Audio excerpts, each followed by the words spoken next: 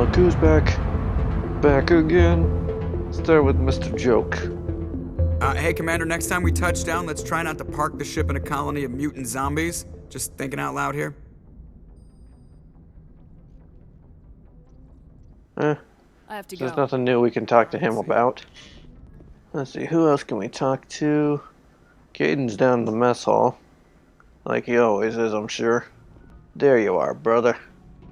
How are you?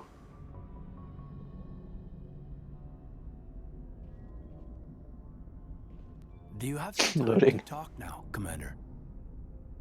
Of course. Have a seat. We've played it pretty close to the book so far, but we're a long way from backup. We've got some tough calls to make. I'm just saying, try to leave yourself a way out. I've seen what cutting corners can do, and I'd hate to have that happen to you, Shepard. Commander?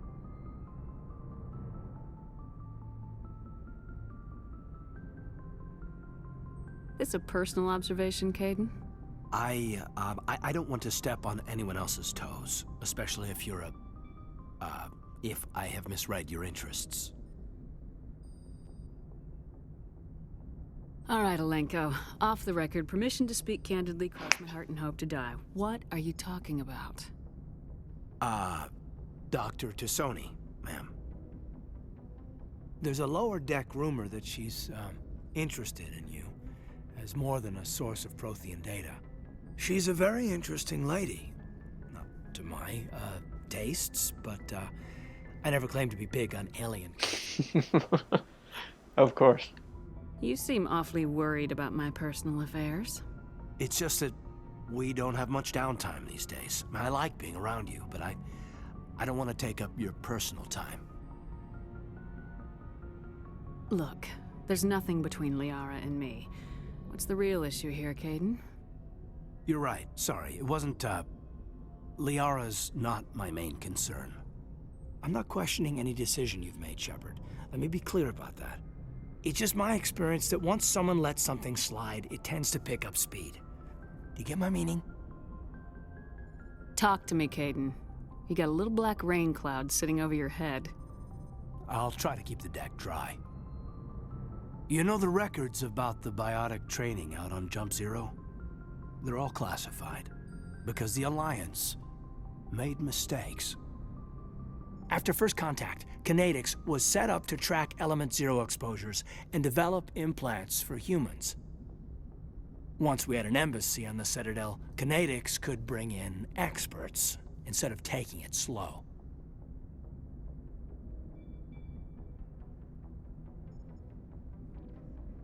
Is there some reason we couldn't learn it on our own? They didn't know where to start. Hell, it took a couple of years to even link biotics and EZO. Forget trying to get the kids to move stuff. They had trouble just helping them not break their own limbs. And their choice of teachers didn't help much. The only experts would have to be aliens. Dead on. Turians, actually. That's why Kinetics kept it a secret. They were afraid of what people back home would think, asking the Turians for help when we just fought a war with them. The Asari would have been more acceptable than the Turians. Yes, but the company didn't go through the Citadel. It would have made Earth look weak, so they discreetly hired some Turian mercenaries. I'm sure Kinetics did what they thought was best. It wasn't best for us. They brought in an ex-military Turian named Commander Vernus. To introduce himself, he liked to say, "I was at the helm of the dreadnought that killed your father." Well, I told him my dad wasn't in the war. He'd retired to Vancouver. My family had an inland home that matured to New Beachfront.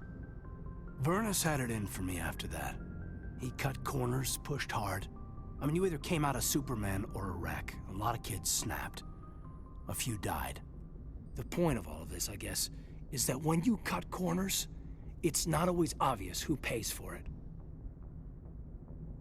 So why are you telling me this? Is there something I can do to help you get over it? I'm 32, Shepard.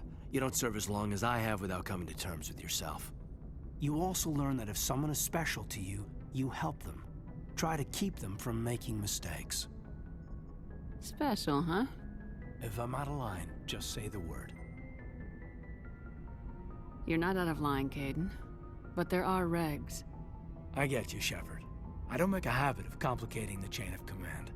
Just think about what I said. Just trying to get a sense of where the crew's at. Thoughts? I've wasted enough of your time for now, Commander. We'll have time for personal debriefings later. We'll talk later, Caden. I'd like that. Oh, this guy. So let's see, Liara's probably through here, right?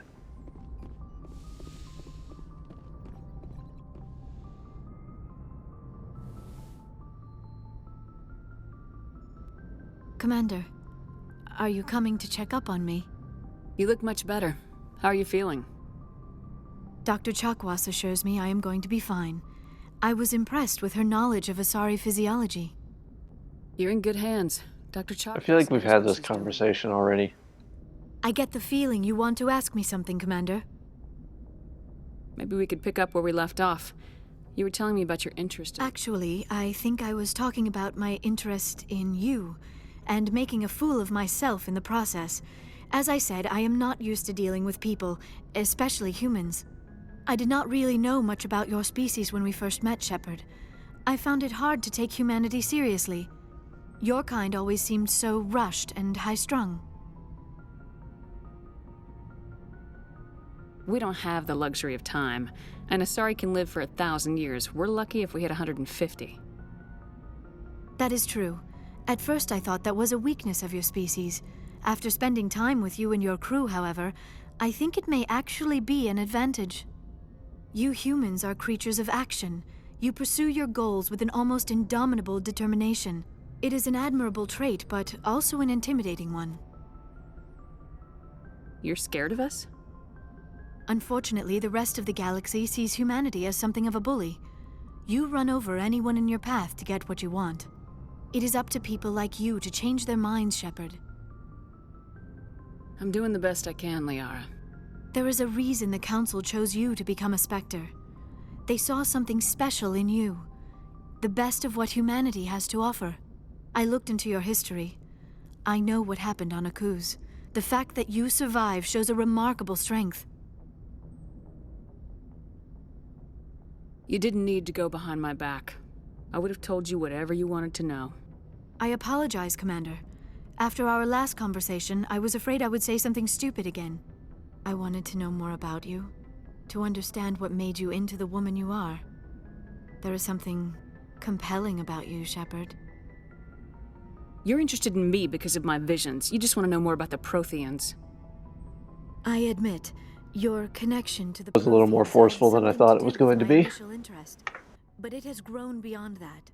You intrigue me, Shepard, but I was not sure if it was appropriate to act on my feelings. I thought there might already be a relationship between you and Lieutenant Alenko. I care about Caden. A lot. I thought so. Still, I feel as if there is also some attraction between us, Shepard. I'm not interested in you in that way, Liara. This is very embarrassing for me, Commander. Please, let's talk about something else. I should go. Goodbye, Commander. I'll just go. Let's pretend that didn't happen. Run away fast. Get Rex, I don't really care about you. Commander? Do you have a few minutes to talk? One-on-one? Sure. I was just watching some mail from home. Oh, before I go, we saw Caden in a news vid about the Normandy. He's cute. Later, sis. Let's pretend this never happened. The damage is done, Williams. Oh, shit me now. One of my sisters. That's Sarah, the youngest. What's up? You didn't come by to eavesdrop on family mail. Your family seems to be important to you. Yeah, we've always been close. Me and my sisters especially. With Dad on duty so much, I had to help Mom raise them. You're lucky to have a close family. Oh, sorry, I forgot about your family situation. Or lack thereof. Relax, Williams. I've dealt with it. Asked me to clear a bunker of armed hostiles? No problem. Dealing with the foot in my mouth? Not so good with that. Things were tense between Sarah and me for a while. Then we bonded. Sounds like a story. Feel like sharing? Sarah got herself a boyfriend who wanted to go faster than she did, Mike. I didn't think he was a bad kid, just pushy. Lynn would send me these worried vid mails, and I'd tell her to relax. Where were you when this was going on? I was on active duty. Sarah's graduating high school this year. This was only a couple of years back. They were on Amaterasu. At the time, I was assigned to Chernobog. Same cluster, but a dozen LY away. Close enough to talk regularly, too far to make it back in an emergency. I couldn't afford a fast packet flight.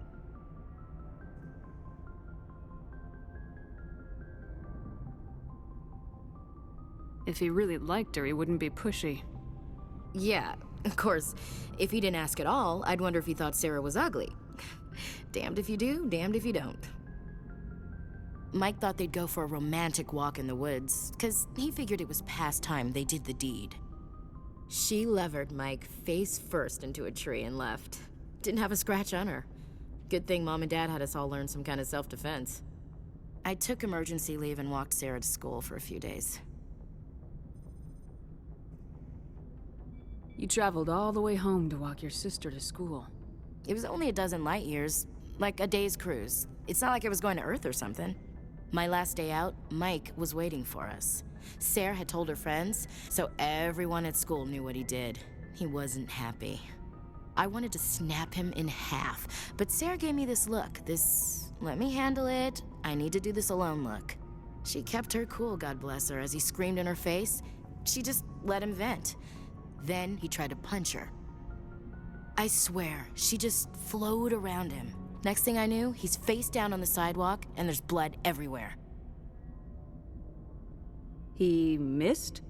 When he swung, she wasn't there anymore, and he fell. She helped him stop the bleeding and had me call an ambulance. She told the paramedics he fell.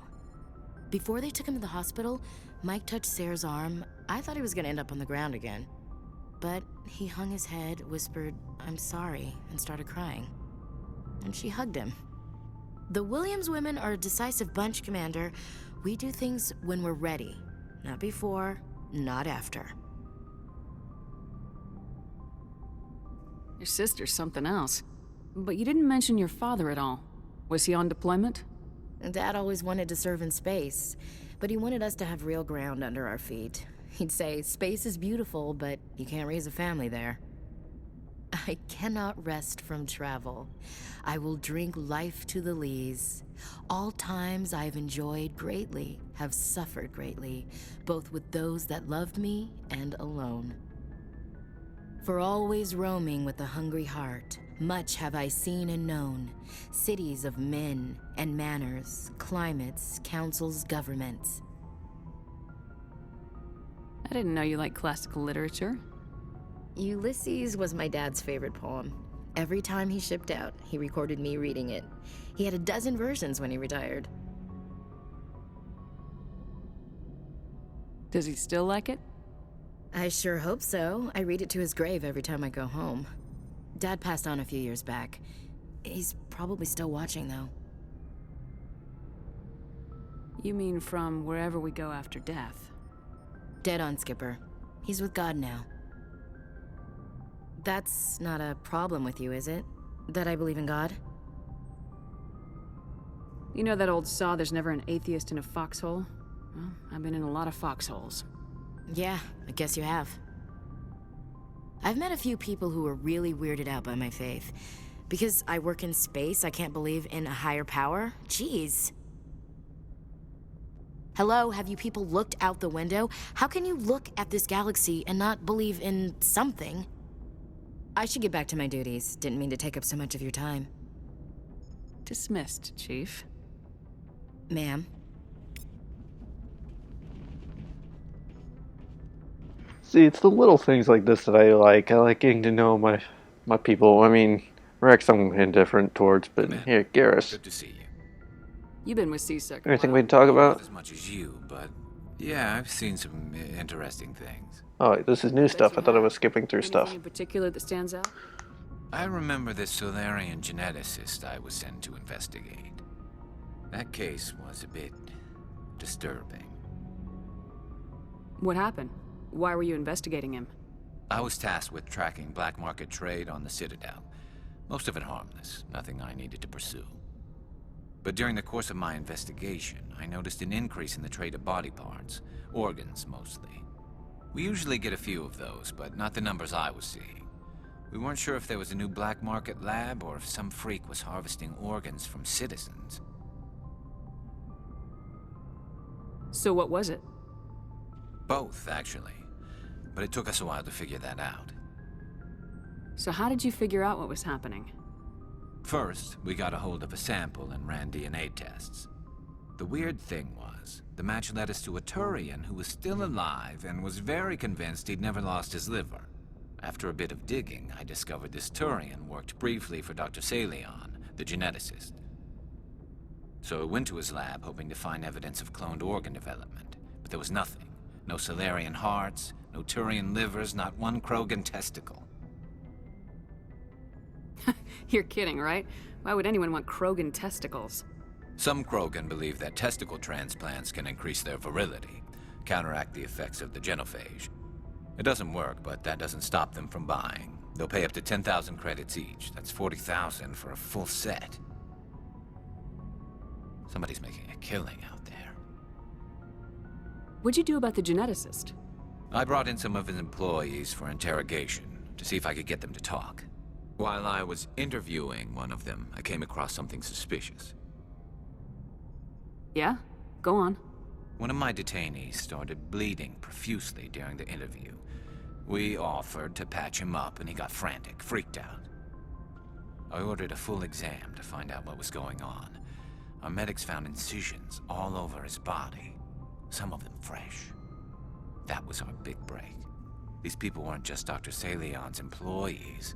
They were test tubes. Walking, living test tubes. He was growing parts inside these people? Exactly.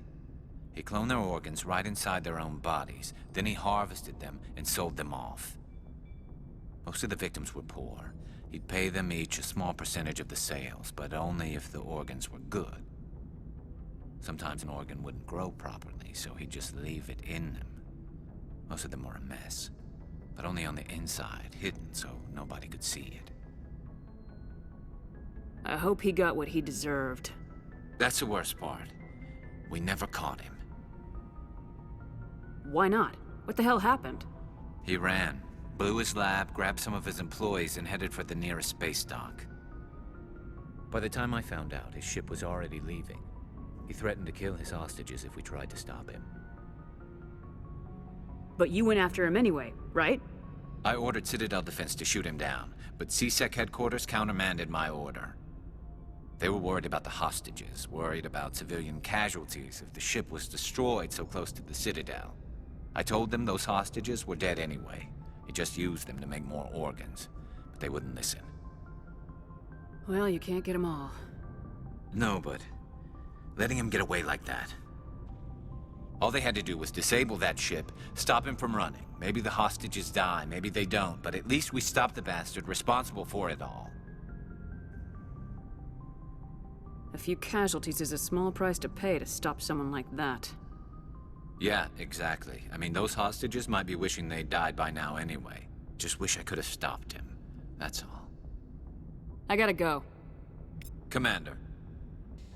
I haven't talked to you in a while. How are you, Tali? Oh, hello, Shepard. You sent down. You okay? I don't know. Your ship is amazing, and your crew's been really great to me, especially your chief engineer. But I just sort of feel out of place. Poor Tali. The Normandy runs so smooth, it feels like we're not even moving. And the engines are so quiet. How do you sleep at night? It's too quiet to sleep? The silence wakes you up? Back on the flotilla, the last thing you want to hear is silence. It means an engine's died or an air filter shut down. I guess you don't have to worry about that here. But old habits die hard. But it's more than just the silence. This ship feels so empty. It's like half the crew is missing. Back home, I couldn't wait to go on my pilgrimage. I couldn't wait to get away from the crowds. Now that I'm out here, I kind of miss them. You're homesick. Sometimes we don't appreciate what we have till it's gone. That's true. I'm starting to wonder Does if my that's what shepherd the keep pilgrimage is winking? really about. It's like, does she have a It's twitch in giving her me right a eye? new perspective on my people and our culture. You know, there's always a few who go on their pilgrimages and never return. I always assumed something bad happened to them, but maybe they just wanted a different life. You do plan to return to the migrant fleet, right? I could never abandon my people, Shepard. I will go back eventually, but we have to stop Saren first. Otherwise, I might not have a home to go back to. Good point. I should go. See you later. Okay. Hope you feel better, Tally. Well, yeah, because we talked to... I mean, we didn't talk to Rex, so I may as well. What do you want, Shepard? Why did you become a mercenary? Lots of reasons. Such as? Such as, I needed to get out of our system. I needed to eat. I needed to survive. Why not stay and help your people? I tried to help. That's why I had to leave. What happened? I was betrayed. As you are. I was head of a small tribe. We were trying to restore order after the war, but the other tribes were against us. They followed Jared, one of the few warlords who survived the war with the Turians. But he was old, and so were his ideas. He wanted to continue the war. He wanted us to fight. Turians, Solarians, each other. It didn't matter who, as long as we were fighting. What did you want? I just wanted Jared to shut up, to stop his ranting. I wanted him to stop leading the tribes astray. But he couldn't understand how much things had changed. We didn't have the numbers to go to war. Even if we did, the genophage made sure we couldn't replenish our numbers fast enough. I told them all to forget about war. We needed to focus on breeding, at least for one generation. And for a while, we were getting through. Some of the tribes started coming around. I take it the warlord didn't appreciate that. No, he didn't. He arranged a crush with the tribes, a meeting on neutral ground. He wanted to talk. We met at the Hollows, near the graves of our ancestors. The skulls of our dead laid bare to remind us where we come from and where we all go.